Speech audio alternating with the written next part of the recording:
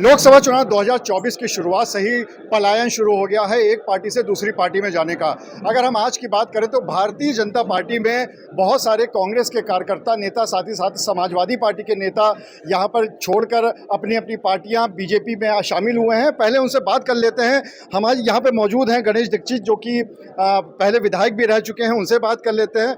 सबसे पहले आपसे बात करना चाहेंगे कि यहाँ पर ये कहा जाता है, कांग्रेस के लोग, कांग्रेस के नेता कहते हैं कि जो लोग छोड़ के जा रहे हैं वो या तो बिके हुए हैं और या फिर डरे हुए हैं। आप लोग छोड़ के आए हो तो आप लोग इसमें से क्या हो?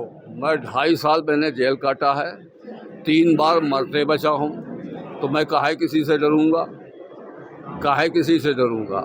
कुछ कांग्रेस पर कुछ लोग, माफिया लोगों ने कब्जा यहाँ लखनऊ से लेकर दिल्ली तक कर लिया है, उनके लिए मेरा विरोध है। बस इतना ही मुझे कहना है। आप भी समाजवादी पार्टी छोड़ के आए हैं और ये बात कही जाती है, आपकी जो सपा पार्टी थी उसमें से भी ये कहा जाता है कि या तो डरे हुए हैं और या फिर बिके हुए हैं। तो फिर अकेले ऐसा इनमें से कौन से हैं जो एकाएक मन परिवर्तन हो गया बीजेपी में जाने का? ना डरे हुए हैं और ना बिके हुए हैं। इतना पैसा नहीं कि हम डरेंगे।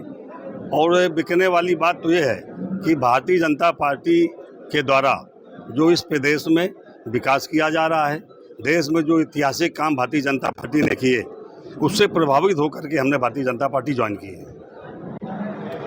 यहाँ पर देवेंद्र सिंह भोले भी हैं, जो कि वर्तमान में सांसद हैं, फिर से प्रत्याशी हैं।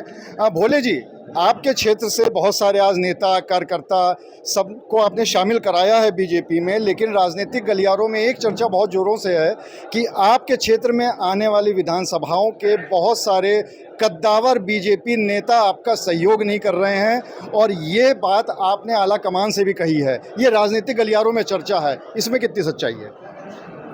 देखिए, जो भारतीय जनता पार्टी में है, जो हमारे जनप्रतिनिधि हैं, जो हमारे संगठन के लोग हैं, सब मिलकर के भारतीय जनता पार्टी का सहयोग कर रहे हैं और भारतीय जनता पार्टी के प्रत्याशी के रूप में मुझे सहयोग कर रहे हैं। ये सब भ्रम फैलाने वाली बात है विरोधी लोगों से। और जहाँ तक भारतीय जनता पार्टी या देश ही दुनिया की सबसे बड़ी पार्टी है, तमाम सारे राजनीतिक दलों के लोग भारतीय जनता पार्टी की नीतियों से प्रभावित होकर के, उनके आपके विकास से प्रभावित होकर और राष्ट्रवाद से प्रभावित होकर के और आपके सनातन से प्रभावित होकर के देश को मजबूत करने की स्थिति में जो संकल्प है माननीय प्रधानमंत्री जी का कि 2047 का भारत दुनिया का सबसे ताकतवर भारत है, उसमें सहयोग करने में सभी लोगों का स्वागत करता हूँ। क्षेत्रीय अध्यक्ष बीजेपी के यहाँ पे प्रकाश पाल जी भी हैं। आपके जो कांग्रेस के प्रत्याशी हैं इस लोकसभा से, आलोक मिश्रा जी, उन्होंने ये कहा है कि सब लोग डरे हुए हैं, बिके हुए हैं, वही सब आपकी पार्टियों में जा रहे हैं। इस पे आपका क्या कहना है? डरे हुए तो उनके नेता हैं। राहुल गांधी डरे हुए हैं, अखिलेश यादव डरे हुए हैं, केजरीवाल डरे हुए हैं, जो भ्रष्टाचारी हैं वो डरे हुए हैं और डर के कारण से आज वो एकजुट हो रहे हैं। इससे पहले यही अखिलेश यादव जी ने कहा था कांग्रेस बहुत चालू पार्टी है, इसको वोट मत देना। एकदम रातों रात क्यों हो गया? केजरीवाल जी इसी कांग्रेस पार्टी को किस तरह पानी पी पी कर गाली देते थे। लेकिन सबकी एकता का कारण क्या है? सबकी एकता का कारण है मोदी जी का भ्रष्टाचार पर कड़ा निर्णय और सबके जेल जाने का। इसलिए ये चुनाव नहीं लड़ रहे हैं, अपने को बचाने के लिए डरे हुए लोग इकट्ठा हुए हैं। ये सारे डरे हुए लोग हैं और जो इनकी नीतियां हैं, राहुल गांधी ने जो शक्ति के विरोध में दिया, या इंडी गठबंधन के लोगों ने सनातन को ख़त्म करने का, तो ये कौन सनातनी स्वीकार करेगा कि उसका अस्तित्व ख़त्म कर दिया जाए? उसकी आगे आने वाली पीढ़ियां या होली न मनाए, दिवाली न मनाए, राम को न माने, कृष्ण को न माने, परशुराम जी को न माने, महाराणा प्रताप को न माने, सरदार पटेल को न माने, शिवाजी को न माने, अवंतीबाई लोधी को न माने, अहिल्याबाई होलकर को न माने, भगवान कृष्ण को ना माने। क्या चाहते हैं लोग? इन्हीं सबको ख़त्म करने का मतलब है सनातन ख़त्म करना। इसलिए सब लोग इनसे नाराज़ हैं। अयोध्या में भव्य राम मंदिर बना, ये सारे लोग खुलकर बेचारे जय श्री राम नहीं बोल पाए, उनके अपने नेताओं के। तो कहीं ना कहीं राजनीति आदमी क्यों कर रहा है? तो इनकी आत्मा ने इनको झकझोरा है कि अब वो समय आ गया है। मोदी जी 2047 तक विकसित भारत बनाने के लिए काम कर रहे हैं और ये सब अपने परिवार को बढ़ाने और अपने को बचाने के लिए काम कर रहे हैं। इसलिए इनके लिए क्यों काम करना? इसलिए सब लोग आ रहे हैं। एक आखिरी सवाल, समाजवादी पार्टी के नेता और कार्यकर्ता आ तो रहे हैं बीजेपी में, लेकिन उनके अनुशासन जो है वो किसी से छिपा हुआ नहीं है।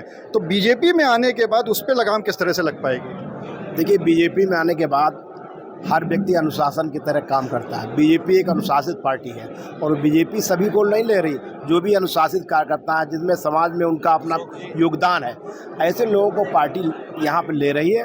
और कि जो समाजवादी पार्टी के कार्यकर्ता हमारे आ रहे हैं, वो जानते हैं कि एक गठबंधन जो है वो ठगबंधन है, इसका कोई रोल नहीं। आज वो राष्ट्रवाद के नाम पर आ रहे हैं, सनातन धर्म के नाम पर आ रहे हैं। अभी आपने सुना होगा विजय सचान जी को। विजय सचान ने कहा कि हम राष्ट्रवाद को धारा 370 जब समाप्त हुई उससे प्रभावित क्या होके आ रहे हैं। तो कहीं न कहीं जो भी लोग आ रहे हैं वो मोदी जी की नीतियों से प्रभावित को आ रहे हैं। जो मोदी जी की जनहित की नीतियाँ हैं, राष्ट्रवाद के लिए है, सनातन धर्म से नीतियाँ, इनसे प्रभावित होकर आ रहे हैं। और भारतीय जनता पार्टी बहुत अनुशासित पार्टी है और यहाँ पर जो भी आएगा वो अनुशासन में रहेगा, ऐसा हम मानते हैं। तो जो भी लोग पार्टी छोड़ के आए हैं अपनी अपनी, उनका ये कहना है कि उनके पास तो इतना पैसा भी नहीं है कि वो किसी चीज़ से डरें। और साथ ही साथ जो बीजेपी के नेता हैं या प्रत्याशी हैं, उनका ये कहना है कि ये सारा भ्रम फैलाया जा रहा है कि दूसरे पार्टी में यहाँ उनको समर्थन नहीं मिल रहा या उनके अपने नेता समर्थन नहीं कर रहे, जबकि ऐसी कोई भी बात नहीं है। अनुराग अग्रवाल, TV9 कानपुर।